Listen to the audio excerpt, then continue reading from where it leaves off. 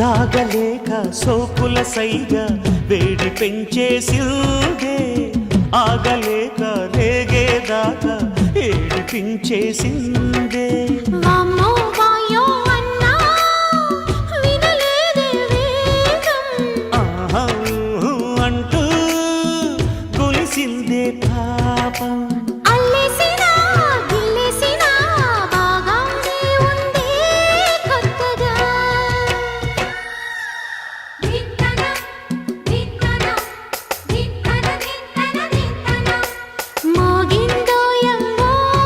శృతి చెయ్యని సిగ్గుల వీణ రేగిందోయమ్మో